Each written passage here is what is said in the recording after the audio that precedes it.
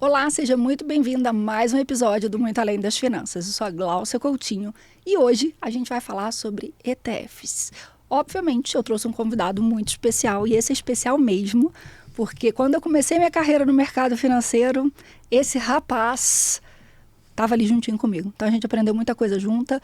Eu aprendi muitas coisas com ele, porque ele já era do mercado financeiro, mas não da assessoria na época. E agora eu tenho a honra de recebê-lo aqui, Lucas Castellan. Seja bem-vindo. Muito obrigado, Gláucia, pelo convite. É um prazer bater esse papo contigo. O Lucas é consultor CVM e hoje ele vem trazer para a gente exatamente um pouquinho de conhecimento sobre ETF e sobre as novidades que a gente está tendo no mercado, que são novos ETFs, novas regras. Então, assim, o Brasil abriu as portas para o mundo dos ETFs. Então, assim, acho bem válido a gente trazer esse conhecimento para vocês aqui, já com uma pessoa especializada e que curte bastante a questão do ETF.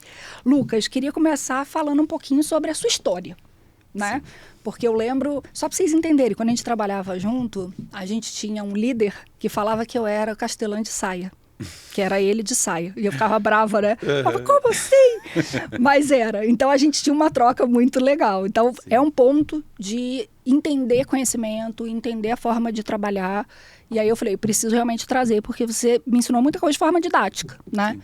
E aí eu queria que você contasse um pouquinho como é que você entrou no mercado financeiro, com quantos anos, o que você fazia dentro do mercado financeiro, as certificações que você batalhou para estudar, para tirar e não desistir, tá lá sempre correndo atrás de mais uma certificação. Sim. Conta um pouquinho da sua história. Bom, Gláucia, eu estou há 10 anos no mercado, né? E eu comecei e tinha 19 anos. Então, praticamente na adolescência, né? Então eu não sabia muito o que eu ia fazer, fazia faculdade de administração na época, mas não tinha o conhecimento tão amplo do mercado financeiro. E tive uma oportunidade de fazer uma entrevista em um grande banco na época. Uhum. Então aquela euforia, aquela ansiedade, ela me veio, fiz a entrevista e fui reprovado. Então aquilo foi um banho de água fria para mim naquela época, mas aí continuei, 19 anos, fui seguindo a minha vida e tive uma outra oportunidade dentro desse mesmo banco. Do mesmo banco? Do mesmo banco. E assim, era uma sala, Glaucio, tinham 10 pessoas. Na época eu já trabalhava com atendimento, só que eu trabalhava no atendimento, vendia linha de telefone, internet de forma ativa. Então, eu já tinha um pouco de experiência na área de atendimento. Uhum. E fui fazer essa entrevista. Então, eram 10 pessoas dentro de uma sala e eram 5 vagas. Então, 10 pessoas, 5 vagas e era uma dinâmica em grupo. Uhum. Então, eu fui escutando cada um, como estava se comportando, qual era a experiência e tudo mais. Dentro daquele ambiente, sabe quando você sente que você fez o seu melhor trabalho? Sim. A sua melhor entrevista e você olha para as pessoas que estavam ali junto contigo e você fala assim, eu acho que eu tenho uma grande chance. Sim. Foi o que aconteceu. A resposta ela foi dada naquele mesmo dia. Ai, que bom. Então, não assim, gerou pensa, ansiedade. as pessoas que estavam entrevistando saíram da sala, ó, a gente vai decidir e a gente já volta. Ok, aconteceu isso. Quando eles voltaram, eu comecei a contar o nome das pessoas. E quando chegou na quinta, eu não estava lá. Então, assim, fui reprovado mais uma vez e aquilo, assim, fiquei muito desolado, porque realmente eu vi que eu tinha feito uma excelente entrevista e tudo mais. Fui para casa, uma semana depois, uma pessoa muito abençoada, ela me ligou e falou assim, Lucas, eu te entrevistei, você tem todos os pré-requisitos que a gente precisa e eu consegui uma vaga para você. A sexta vaga. A sexta vaga. E assim, foi uma felicidade, então pensa eu com 19 anos, só para contextualizar a minha vida, né, Glaucio? Eu venho de uma família de baixa renda, minha mãe é diarista até hoje, então assim, eu não tive grandes instruções de estudo e até mesmo de finanças durante a minha vida, e eu tive essa oportunidade com 19 anos. Mas você tinha uma coisa que falta às vezes para um monte de gente que tem instrução, que tem uma condição de vida melhor, que chama-se garra, persistência, e você tem garra. Eu quero, eu vou dar meu melhor, eu vou fazer, porque isso é uma coisa que eu vejo que falta hoje. A gente olha para os adolescentes de hoje, eu falo, meu Deus do céu, Sim. Eu estou atendendo alguns adultos, né, que eu atendo com 27 anos, mora com os pais ainda, não paga uma conta em casa. Sim. Eu falo, falta garra, falta. Não, eu vou fazer por mim, porque eu quero melhorar. Porque eu quero crescer. Enfim, Fui na época, isso era 2015, então era governo Dilma, taxa de juros alta, aquela crise que estava no Brasil. E eu comecei pré-impeachment. Então, assim, eu não tinha tanto conhecimento no mundo bancário, então tudo que eu aprendi foram nos treinamentos do banco e depois eu fui para a linha e eu fui atender. Então eu fazia pagamento, fazia transferência, então algo muito operacional naquela época, o que hoje com a tecnologia, né, a gente vê que no aplicativo você faz tudo, mas naquela época eu fazia toda essa operação. E era o boom dos gerentes na época. Então quem atendia via telefone, quem fazia esse atendimento receptivo, queria ser gerente de conta, porque era lá que tinha os altos salários. Só que como eu era muito novo, eu falei assim, tá, o que eu preciso fazer? Primeiro, né? Então, o que eu preciso fazer? Ah, preciso tirar a certificação, Lucas. Qual certificação? CPA 20.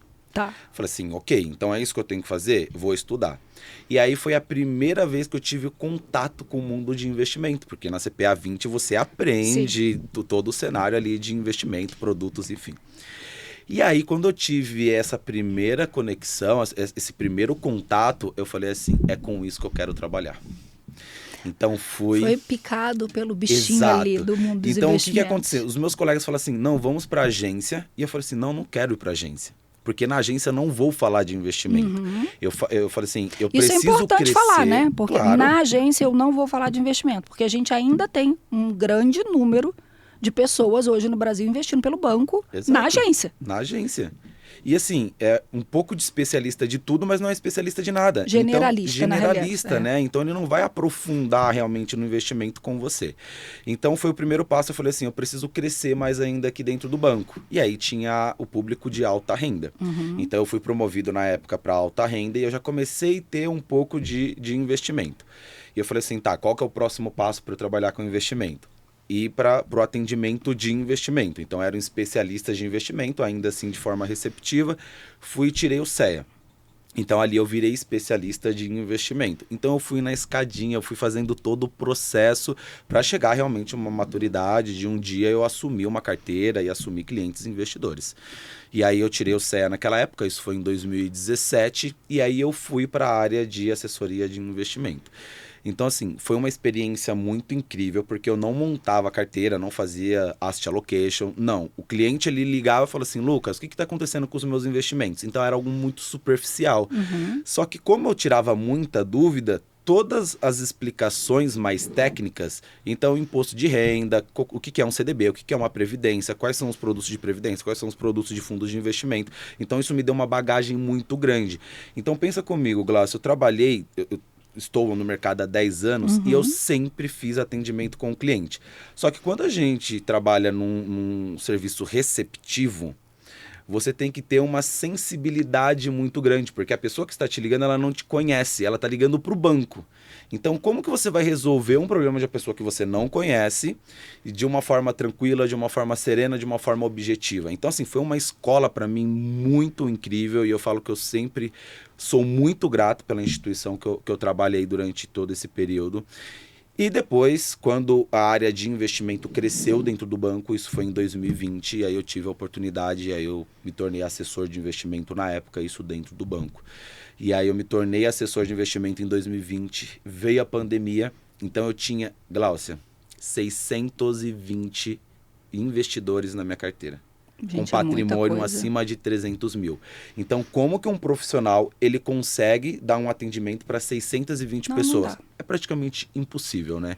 Então, você apaga esse incêndio, na realidade, você né? Você apaga incêndio. E é claro que nós vivemos uma crise humanitária e foi realmente um cenário com bastante volatilidade, mas fez eu crescer muito. Depois eu fui promovido mais uma vez. E quando foi em 2021, eu falei assim, esse não é o modelo que eu acredito para a minha carreira. Então, assim, fiz alguns cursos, eu tenho o meu mentor que me auxiliou para eu abrir os olhos para o que tem no mercado de opções, né? Então, assim, foi algo muito importante para mim, porque o que aconteceu com o meu mentor, que é o Rick Silva, então é importante deixar aqui o nome dele também, porque ele foi extremamente importante nessa minha jornada. Eu tinha muito resgate dos clientes naquela época. Ia justamente para as corretoras. Então, o que eu pensei, Glaucio? Eu falei assim, o que os assessores de investimentos estão fazendo que eu também posso fazer para os meus clientes, né? Isso lá no bancão. Então, esse foi a minha primeira abordagem. Só que quando eu conheci o mundo da assessoria, eu falei assim, eu acho que aqui eu consigo entregar muito mais para o cliente, aqui eu consigo entregar um trabalho muito mais dedicado, muito mais próximo, muito mais assertivo e durante um período muito maior, né, Glaucio? Porque quando a gente tem a responsabilidade de lidar e de cuidar do patrimônio do nosso cliente, nós estamos falando de 5, 10, 15, 20 anos. Então, assim, é um relacionamento... E às vezes geração, né? Geração. Hoje eu já atendo o pai e o filho e assim... Eu atendo a avó, olha isso, a avó, Sério? a filha, né, da avó e a neta, que acabou de fazer 18 anos, abriu a conta. Uma Assim, geração inteira. quando você faz um trabalho bem feito, fica ali, né? Sim. E uma das coisas que a gente sempre pontua, isso é importante a gente trazer. No banco, não necessariamente você vai ter sempre aquele assessor, né? Na realidade, vai trocando. Sim. E você também não se sente seguro. Você fala, tá, eu conversei minha vida com o Lucas. Fui lá, abri, falei um monte de coisa, não sei o que ele é, não tô vendo, tô falando pelo telefone. Sim. Fui lá, ok, mas me senti confortável, fiz esse processo. Daqui a um ano eu preciso conversar de novo, não necessariamente é você. Sim. E aí a pessoa fala, vou ter que começar tudo de novo. É complexo, né? É complexo. E eu vou ter que explicar toda a minha história de novo para essa pessoa, para ela conhecer a família. Então, realmente, é algo que não gera conexão, né? Você não tem realmente um relacionamento, alguém que vai te entender, as suas necessidades e tudo mais. E aí, quando foi final de 2021 para 2022, eu pedi as contas. Então, pensa... Fiquei 7 anos. Foi mais ou menos. Eu te conheci em janeiro de 22. Exatamente. Então, assim, eu fiquei 7 anos e pedi as contas e foi um processo bem difícil, porque pensa, Glaucio, você está em uma grande instituição e crescendo. Então, assim, eu saí de um cenário que eu era assistente e eu me tornei gerente especialista de investimento 2. Então, assim, eu estava fazendo uma gestão, eu estava realmente numa posição bem privilegiada e crescendo. E aí eu simplesmente pedi as contas e falei assim, não, esse não é o caminho. Tomei essa decisão, fiz essa transição durante 3 anos. Foi a época que a gente trabalhou em 2022. Fiquei como assessor de investimento e recentemente fiz uma nova transição para o modelo de consultoria. Estou muito feliz aí com tudo que está acontecendo, com esse novo momento, com essa nova história.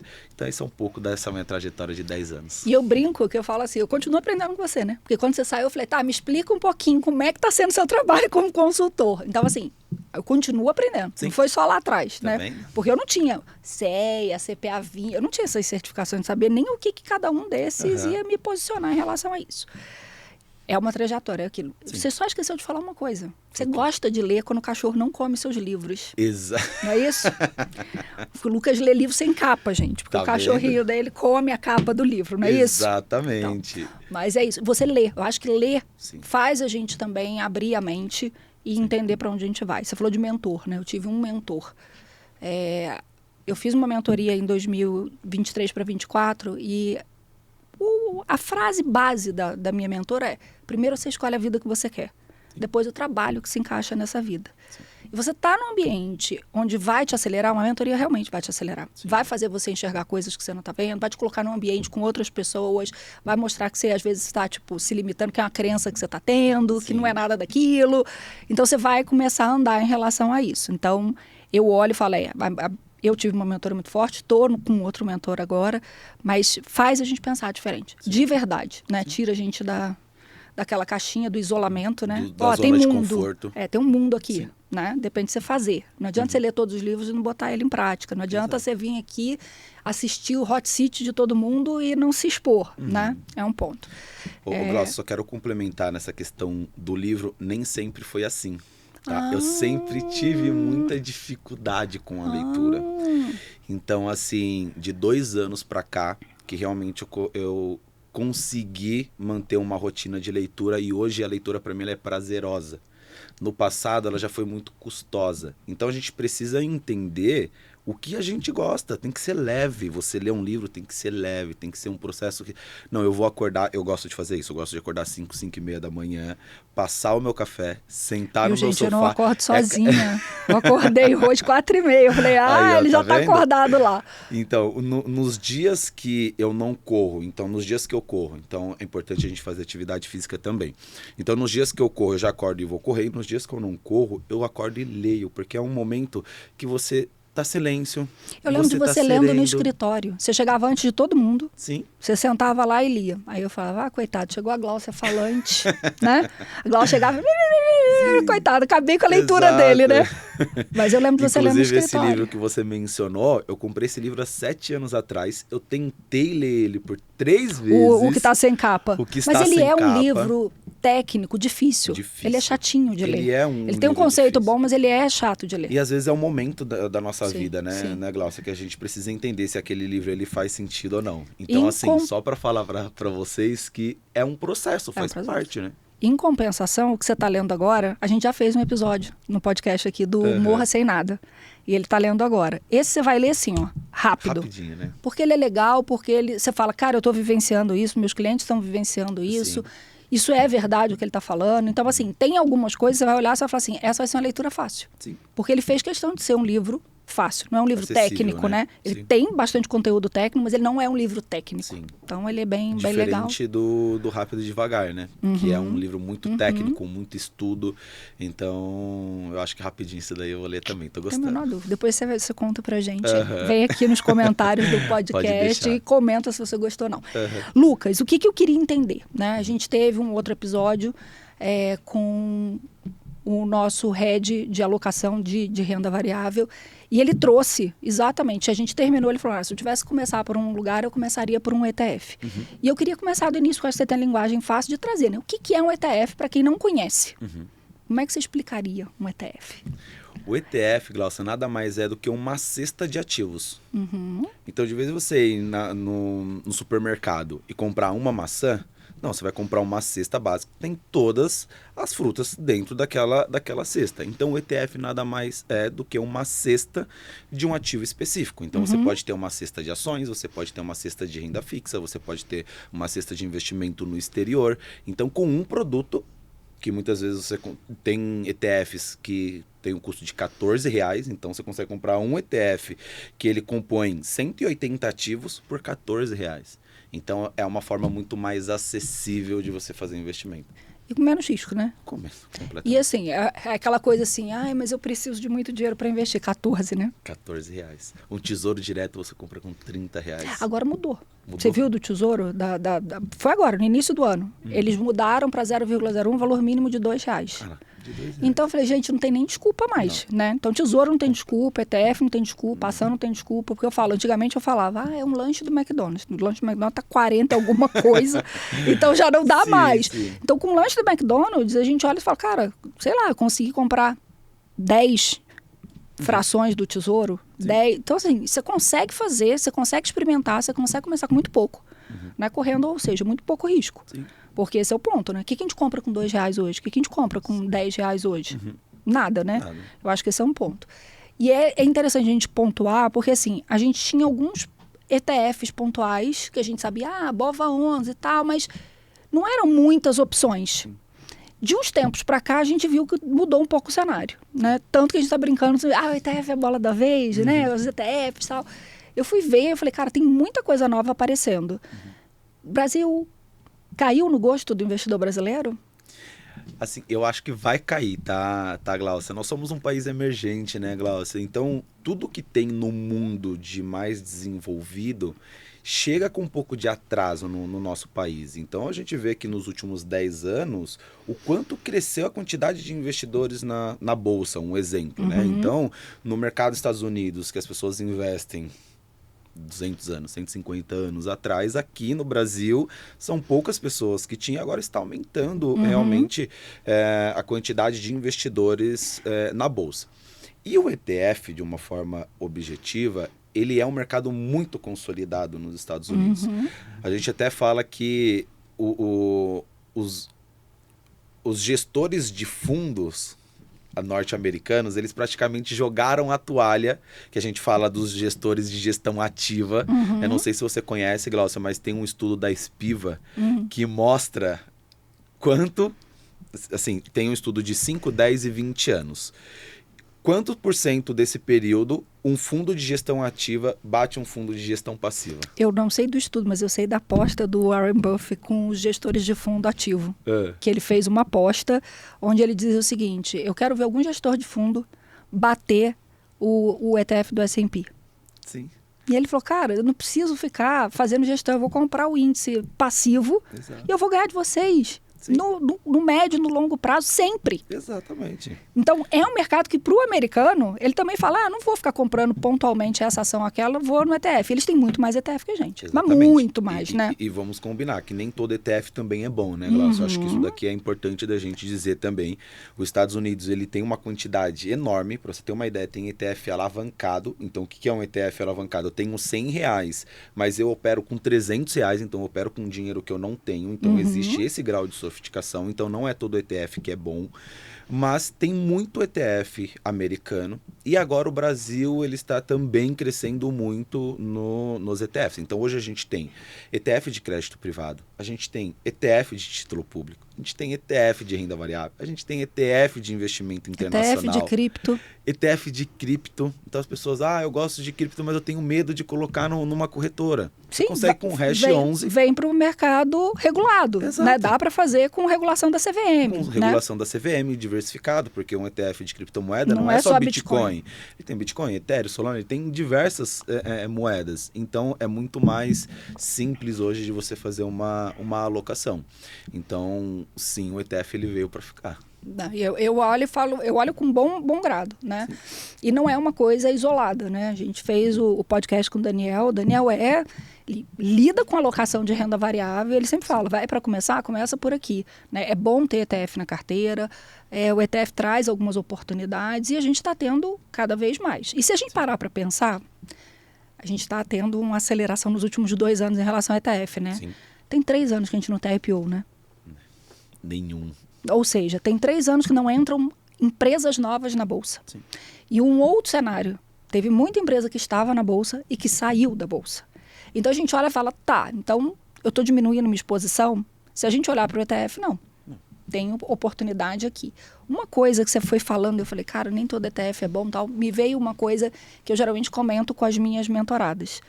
Como eu tenho ações de determinados setores, e eu falo assim, invista em setores que vocês conheçam, minimamente vocês gostem de ler sobre, né? Porque assim, vou investir num negócio que eu não entendo nada, eu não sei se está bom, se está ruim, se é o mercado, se é a empresa, se é o setor, é delicado. Eu fiquei pensando nisso, porque nos Estados Unidos, por exemplo, recentemente eu estava conversando com uma aluna e ela falou, Glaucio, eu gosto muito do setor de energia, eu trabalho com energia renovável e eu queria investir em alguma coisa de energia. E no final a gente acabou investindo num ETF de energia lá fora, né? Na conta global dela.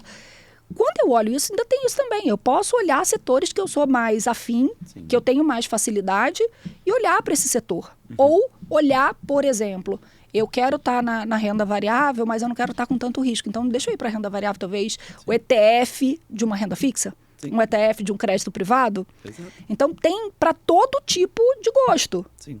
Tem ETFs menos arriscados, é importante. Eles não têm todos o mesmo nível de risco, né? Não. Então, é um ponto. Tem do menos arriscado até o mais arriscado. E o setor eu acho interessante a gente pensar. O Brasil ainda está começando a segmentar por setor. Sim. Mas a gente tem, por exemplo, o de cripto que você trouxe, o Hash 11. É uma opção que eu não preciso, inclusive, abrir uma conta em outra corretora, montar estrutura de fechar a carteira para não conseguir que um hacker pegue o dinheiro da gente. Né? A gente tem de ouro, a gente tem alguns ETFs interessantes, né? Que eu acho que esse é um ponto importante. Se você fosse hoje montar, pensando em setores, se fosse hoje montar uma carteira, sei lá, o percentual que eu vou destinar para renda variável, eu vou montar uma carteira de ETFs. Quantos ETFs seria razoável a gente olhar? Brasil, pensando só Brasil, tá? Vamos pensar nesse nosso cenário aqui primeiro, olhar para dentro de cada, depois a gente olhar lá para fora. O que você recomendaria? Pensando nisso, não dá para ser um perfil conservador, porque conservador a gente não teria acesso ao ETF. Num moderado para agressivo. Não, mas olha que curioso, né, Glaucia? Tem como você ser conservador e comprar um ETF. Existe um ETF de Tesouro Selic. Tá, mas então, aí... assim, uma carteira de título público de Tesouro Selic. Tá. Mas quando a gente fala de uma carteira mais moderada, uma carteira arrojada, mesmo assim a gente consegue. Quando a gente fala de planejamento financeiro, quando a gente fala de investimento, né, Glaucia, a gente tem que pensar no asset allocation. Então tem as classes de ativo, então a gente tem que ponderar isso muito bem. Mas nós temos, por exemplo, B5P211.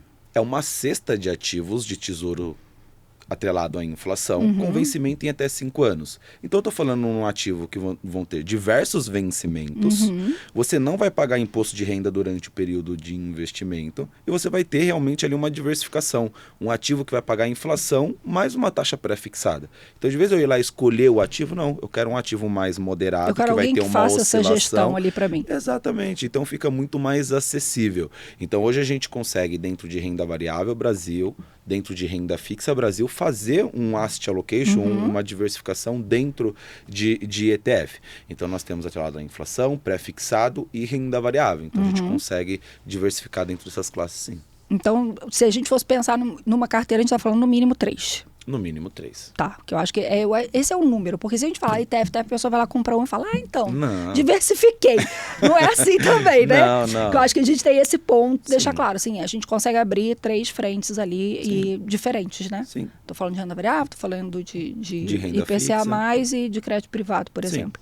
Legal. Acho que esse é um ponto pra gente olhar com carinho. Agora vem a polêmica. A gente vai falar da polêmica porque a gente tinha uma diferença, né? Apesar eu falo que no Brasil a gente copia as coisas lá de fora. Sem dúvida. E a gente copiou muita história. Pô, o ETF está funcionando lá fora, o mercado está nadando de braçada, vamos olhar, vamos trazer para o Brasil. Então a gente veio e trouxe, alguns anos atrás, a gente tem ETF há bastante tempo, mas eram poucos, né? Sim. E a gente tinha uma diferença que era, os nossos ETFs não pagavam dividendos para o investidor, ele reinvestia automaticamente. E eu vi que teve uma mudancinha. Alguns ETFs já estão começando a ensaiar essa história de, não, vamos pagar dividendo e tal. Você acha que a gente vai evoluir para esse pagamento de dividendo, mesmo a gente estando no nível de educação financeira diferente do americano, né? O americano, ele reinveste mesmo, ele já está num outro patamar. A gente ainda tem essa coisa, eu vou pegar aqui e aí a carteira não cresce porque eu não estou reinvestindo. Você acha que a gente vai evoluir para realmente pagamento de dividendo de todos os ETFs, ou você acha que isso está sendo uma onda desses novos e a gente vai ficar meio a meio? Só colocando o contexto, né, Glaucio, que os ETFs americanos, eles pagam dividendos. Sim, então, eles têm essa característica e por isso você puxou essa bola, porque não tinha no Brasil e recentemente alguns ETFs estão com essa característica. Não é que virou regra, né? Não é que todo mundo vai pagar agora, não. Tem alguns novos que estão vindo com essa característica. Exatamente. Então, tem alguns que estão com a característica de pagamento de dividendo. Não são todos que são a melhor estratégia, mas aqui eu quero trazer uma polêmica, né? Você até comentou que a gente chama da irrelevância do dividendo. E qual que é o sentido disso? Eu acho que de uma forma geral, Glaucia, investir tem que ser leve. Investir tem que ser algo... É claro que nós temos as pessoas que gostam de acompanhar o mercado, que se interessam com isso, mas não é a grande maioria. Nós estamos falando de médicos e empresários que lidam com outros ramos e tem uma agenda complexa e ele não tem tempo para ficar acompanhando, né? Então, ele olha quando sobra tempo, né? Exatamente. Então, assim, primeiro que você tem um profissional que te auxilia, que vai te direcionar, é algo, assim, primordial. Só que nós temos essa crença do dividendo, né? A gente fala assim, eu quero gerar uma renda de dividendo, eu quero ter essa renda pingando na minha conta, né? E de uma forma geral, o que importa, né, Glaucia? Que o nosso patrimônio ele cresça de um mês para o outro. Então, se eu tenho 100 mil reais, eu quero que no próximo mês o meu patrimônio tenha 100.001, 100.002. Se eu tenho 1 milhão, eu quero que tenha 100 milhões e 10 mil. Não importa de onde esse recurso veio. Se veio de um pagamento de dividendo ou se veio de um rendimento de renda fixa. A gente tem muito essa mania e esse hábito de acompanhar ativo por ativo. Então, às vezes, você tem lá 800 mil em renda fixa, crescendo todos os dias, Glaucio, mais 200 mil em renda variável, ações e fundo imobiliário. Qual que você olha mais? Então. Ações e fundo imobiliário. E sendo aí que faz lambança. Exatamente. Então, assim, onde está a maior importância da sua carteira? Qual que é o maior peso? Então, a gente tem que olhar o todo, né, Glaucio? A gente não tem que olhar ativo por ativo. E aí que vem o ETF, porque o ETF, ele compra uma cesta de ações e essa cesta, ela vai se rebalanceando conforme, por exemplo, a capitalização das empresas no Brasil. Então, tem um ETF que a gente gosta bastante, que é o BRAX 11, que ele replica o índice da B3 e BRX, então são as 100 empresas com maior capitalização no Brasil, e conforme essas empresas elas crescem, naturalmente o peso delas crescem também. Então assim, a gente acaba olhando um ativo só, o ETF, então eu compro lá R$1.000 de ETF, e esse ETF ele vai crescendo, é a acumulação do seu patrimônio. Ele não paga dividendos. Ele não paga dividendo. Porque na realidade ele paga, só que está reinvestido. Ele não paga para o investidor. Exatamente. Ele vai aumentando o valor ali daquela O fundo ele cota. recebe o dividendo e aí ele compra novas ações. Sim. Então é o juros composto, é o juros sobre juros. Porque na prática, quando a gente tem um pagamento de um dividendo, a gente precisa reinvestir. E no dia a dia, a gente que atende clientes e você que tem a mentoria, né, Glaucia, a gente acompanha muito que a falta de disciplina às vezes atrapalha a estratégia. Então cai um dividendo... E às vezes o dividendo que caiu não dá para comprar uma cota inteira. Exato. E aí a pessoa fala, não dá para fazer, tá lá, tira. Tira. E aí você vai lá e consome. Então, assim, você está prejudicando realmente a estratégia da sua carteira. Então, quando eu falo da irrelevância do dividendo, é que a gente tem que olhar o patrimônio crescendo como um todo. Isso. E não se ele está caindo na conta todos os meses ou não. Porque você pode tirar a renda que você precisa de um CDB, de um Tesouro Selic. Não, inclusive de um tesouro com juros semestral. Faz uma carteirinha ali que vai te pagando o pré-fixado do título ali e você consegue viver daquilo. Então, assim, a gente tem realmente uma abordagem muito, muito forte hoje falando sobre dividendo, mas a gente tem que pensar realmente no crescimento da carteira. Eu acho ótimo. Acho ótimo, porque assim, é isso que eu falo assim, vira e mexe, eu olho e falo, nossa, mais um ETF, mais um, deixa eu olhar, deixa eu ver, tarará. E aí um ponto que às vezes me gera um certo desconforto, né? Que eu falo assim, tá, é um ETF novo, acabou aqui de começar, tal, não tem histórico, não consigo ver como é que ele performa. É um setor que eu não entendo muito. Então, assim, tem bastante coisa pra gente começar a olhar, né? Começar a acompanhar. Antigamente tinha menos, né? Você falava, eu tenho BOVA, tenho DIVO, né? Agora a gente tem algumas opções. O VVB11.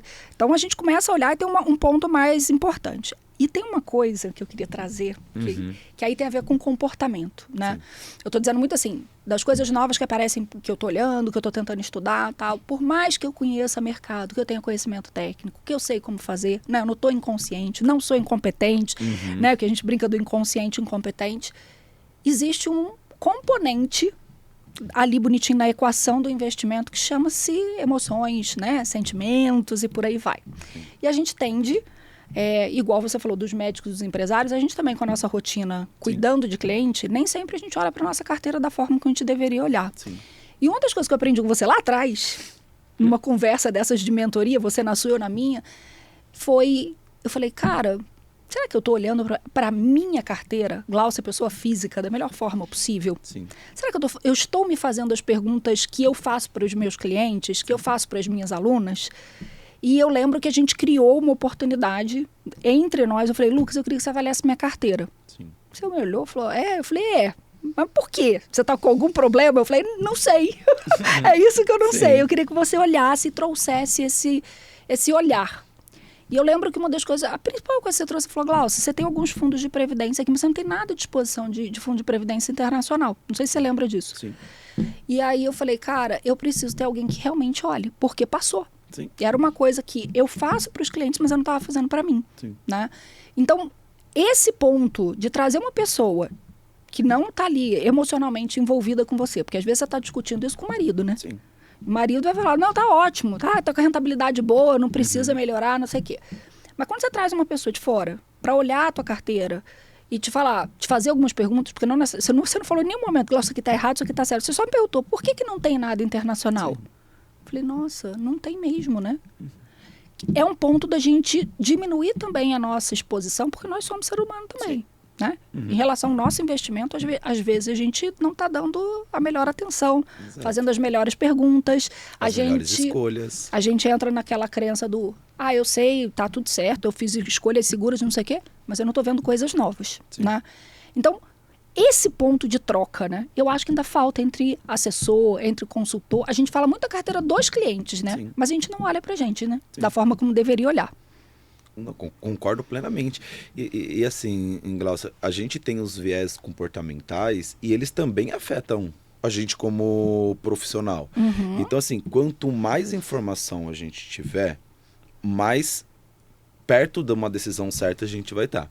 Então, isso na nossa carteira, isso nas nossas finanças pessoais. Sim. Eu acho que antes dos investimentos, Glaucia, as finanças pessoais, elas são, assim, de uma importância, um peso muito maior do que a parte dos investimentos. Porque as finanças pessoais é algo que a gente consegue realmente atuar. É algo que está acontecendo no nosso dia a dia.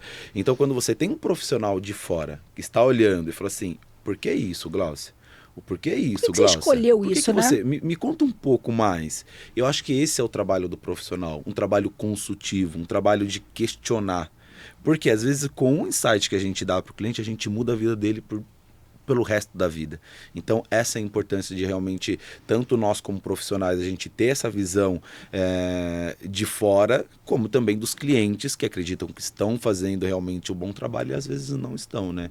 Então, um pouco disso. Que é um ponto. E quando a gente olha, realmente conhece o cliente, você sabe exatamente, né? Quais os riscos ele está exposto. Sim. Por que ele está insistindo tanto, sei lá, em ter mais liquidez. Sim. Qual é o medo? Faz sentido esse medo? Sim. Será que não faz sentido, talvez, ele estar, sim, com uma quantidade lá em D0 de liquidez, mas D5 talvez não conta, D3? E aí a pessoa fala, não tinha pensado nisso. De poder trocar e entender um pouquinho disso, né? E assim, Glaucia, eu não sei se acredito que deve acontecer com você no dia a dia também. Quando você liga para um cliente ou faz uma reunião e a ideia é falar de investimento e passa 40 minutos e você vê que você não falou nada de produto de investimento, e nessas conversas parece que você consegue entender muito mais como que essa pessoa está tomando decisão nos investimentos. Porque os comportamentos, eles se repetem em várias áreas da nossa vida. Então, às vezes, numa conversa sobre outro tema, a gente consegue entender realmente o porquê que a pessoa está realmente tomando aquela decisão. E nós, como profissionais, a gente precisa orientar, a gente precisa direcionar. Então, assim, nossa profissão é uma profissão muito, muito importante nesse quesito também, né? Você vê que você está fazendo um bom trabalho quando o cliente te manda uma mensagem e fala assim, então, a assinatura do meu carro está vencendo e eu queria saber, bater um papo com você, porque eu fiz umas contas aqui, eu queria olhar para ver se ainda está valendo a pena. Sim. Eu, sei lá, continuar alugando ou eu comprar um carro. Sim. Aí você fala, tá, o que isso tem a ver com investimento? Tudo. Porque se ele for comprar um carro, ele vai sacar aquele dinheiro. Quanto que está rendendo hoje? Sim. Né? Quanto que ele pagaria? Então você faz essa comparação, você ajuda o cliente a pensar de forma mais estratégica o dinheiro dele. Sim. Quando ele sai tomando as decisões sozinho e você não sabe quais são as premissas da vida dele, você realmente não está ajudando. Porque às vezes, outro ponto, né? Segunda-feira, ai, Glaucia, não sei o que, eu vou sacar o dinheiro que eu recebi de herança para quitar o financiamento do meu apartamento. Eu falei, quanto está o custo efetivo do seu total do seu financiamento? 7,85. Eu falei, não, você não vai sacar, deixa eu te mostrar. Aí você senta e mostra para a pessoa. Sim, emocionalmente faria sentido para ela naquele momento. E se ela falasse, eu acho que é isso que eu quero, ia ter meu apoio. Bem. Mas quando ela olhou, ela falou assim, em um ano eu vou ter, teoricamente, uma parcela de graça, né, de juros, né? E lá no final do ano, se eu quiser quitar, eu ainda posso quitar, porque o valor vai estar todo lá. Eu falei, é isso. Aí ela, ainda vai sobrar? Eu falei, é isso. Então, esse é o ponto. Tá ali, ajudar a entender, fazer conta, mostrar como é que funciona. Porque parece muito lógico pra gente, mas não é. No final das contas, né, Glaucia, a gente tira a complexidade. Eu sinto que às vezes o investidor ele tem medo de conversar porque ele acha que é algo extremamente complexo. É claro que tem operações com um nível de complexidade alto e acho que por isso que é importante esse tema do ETF, que é a gente simplificar e trazer uma diversificação e trazer um resultado sólido e constante para o cliente, mas de uma forma simples, que ele entenda. Que eu falo assim, vamos comprar uma cesta de ações Brasil e vamos comprar uma cesta de ações internacionais.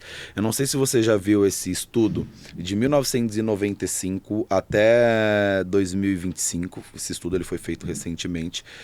Quanto desse tempo em uma janela móvel de 10 anos. Praticamente a vida do real, né? Da nossa moeda. Porque de 94, você está falando de 95 a 25. Então nós estamos falando de 30 anos. E a gente pegar dois índices, o IBRX e o índice SP500. Se a gente pegar janelas móveis de 10 anos, então assim, dia 1 eu peguei uma janela.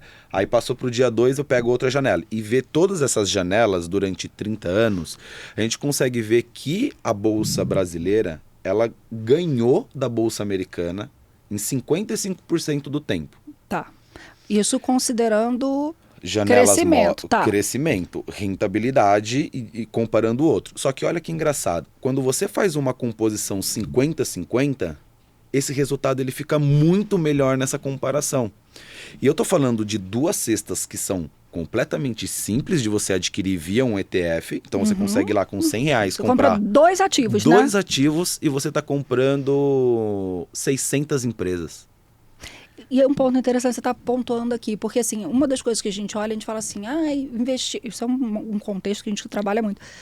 Investir lá fora, não tem coragem de investir lá fora. Falei, gente, o mercado de lá é muito mais estável do que o nosso. O risco é investir aqui. Exatamente. Você vai investir só aqui, você está no risco, né? Quando você divide, faz meio a meio, e tem a questão da variação cambial. Lá em 95, era 1 para 1, né? Exato. A gente chegou a 6 e blá, blá, blá agora, né? No início desse ano, de 2025. Então é um ponto que eu acho que a gente tem que olhar isso com carinho, né? Não dá pra gente não olhar. E diminuir a complexidade, né, Glaucia? Eu acho que também desse ponto da gente dolarizar, mas eu tô conversando com alguns clientes que querem levar tudo para os Estados Unidos. Extremo não funciona. O extremo, ele não funciona. Não funciona. Eu tive clientes assim, logo que o Lula ganhou, o pessoal falou assim, eu vou tirar o dinheiro daqui porque eu vou embora. Eu falei, olha só, você vai pagar taxa para fazer câmbio, você vai botar esse dinheiro lá fora, você vive onde? Você vive lá ou você vive aqui? Você vai precisar de dinheiro aqui. Você vai fazer o quê? Quero comprar uma casa. Traz de novo, paga câmbio de novo para cá. Exato. Como é que você faz? E é difícil. Tudo que é extremo desequilibra. Sim. Então não faz o menor sentido, né? Não faz o menor sentido. E simplificar de novo, né, Glaucia? Esse que é o mais importante do ETF. É justamente a gente simplificar.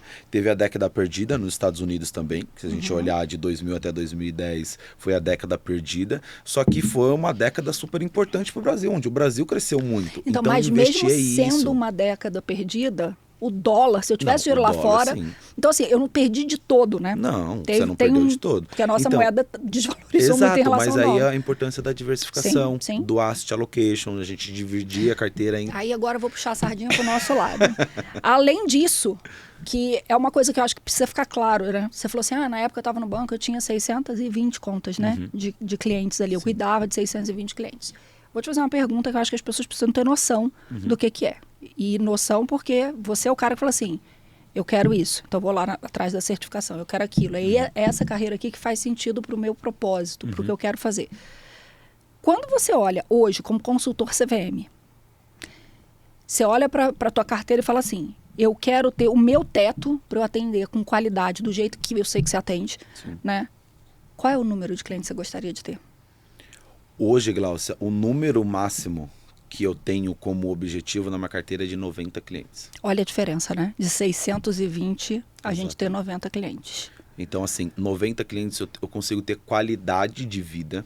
Então, assim... Não, e qualidade de atendimento. Qualidade de atendimento. Porque você lembra o nome da esposa, do marido, do filho. Ô, Glaucia, tem que ser algo leve tanto para o cliente quanto para o relação profissional. Ganha-ganha. Tem que ser uma relação ganha-ganha, tem que ser uma relação justa, sem conflito de interesse. Então, 90 clientes, se a gente fazer uma divisão aí de 22 dias úteis, a gente está falando de 3, 4 clientes por dia.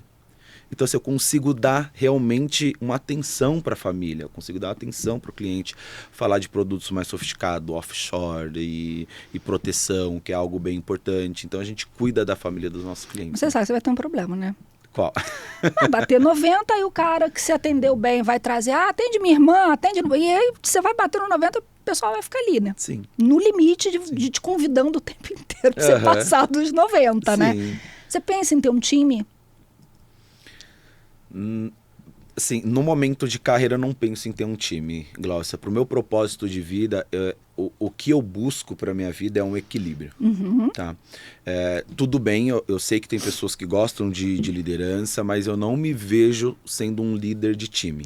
Eu te vejo. Você me vê sendo líder? Eu vejo, porque você me motivava, tipo assim, você fazia as coisas, você sentava para explicar, para fazer... Eu falava, cara, ele está mobilizando as pessoas para fazer o que precisa ser feito aqui dentro, né?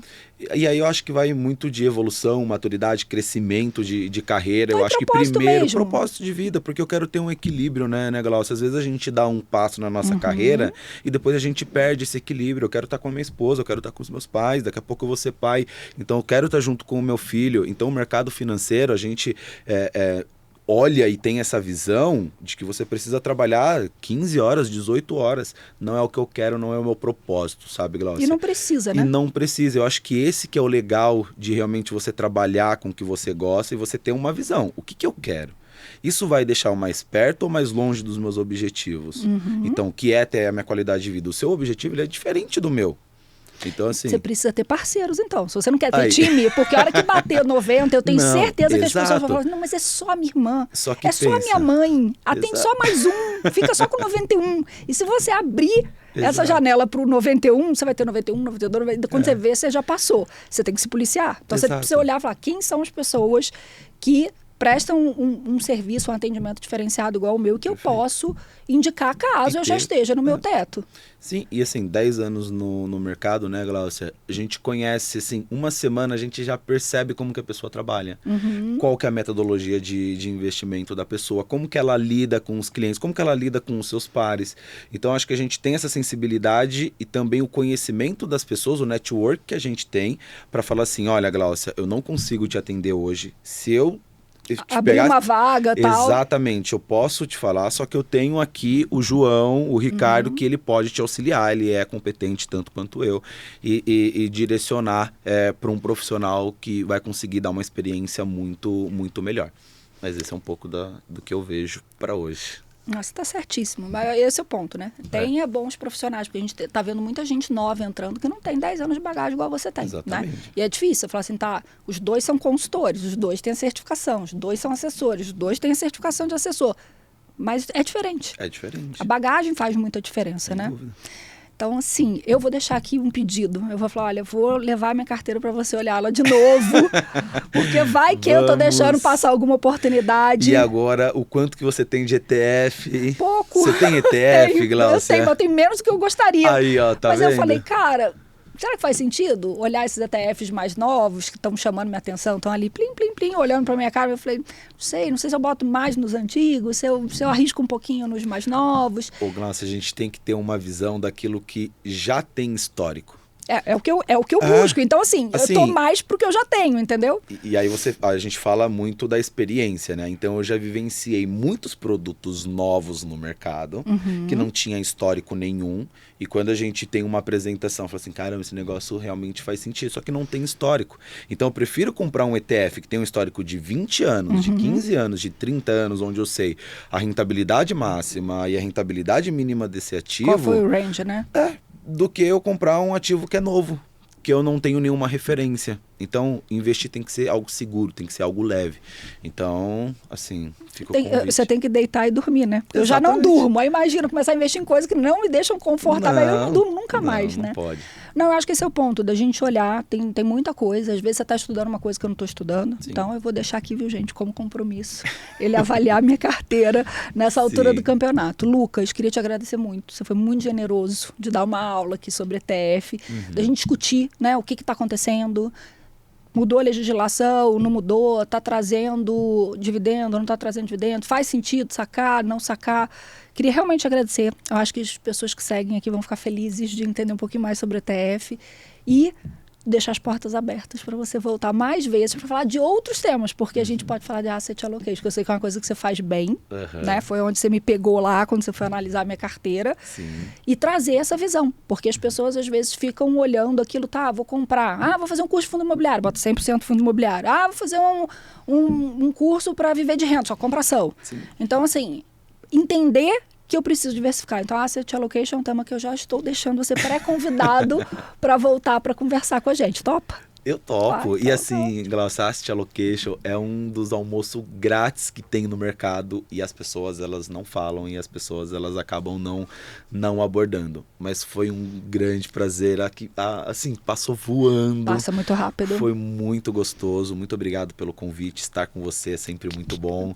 E agora levar um pouquinho desse conhecimento, um pouquinho realmente do novo que é o mundo do ETF. E eu tenho certeza que os próximos anos a gente vai diminuir muito mais a gestão ativa e vai muito mais para a gestão passiva, que são produtos mais baratos, são produtos mais eficientes e produtos mais diversificados.